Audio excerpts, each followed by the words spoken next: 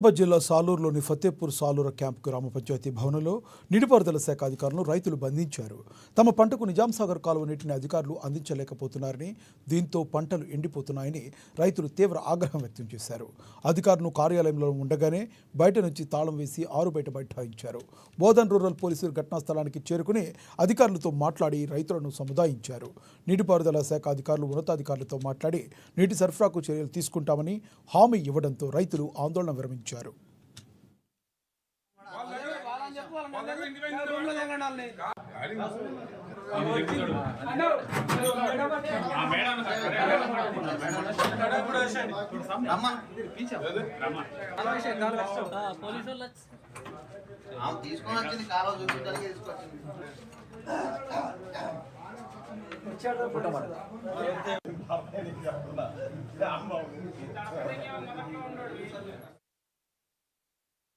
ప్రతి ఒక్కరూ దైవ మార్గంలో నడవాలని తాండూరు వ్యవసాయ మార్కెట్ కమిటీ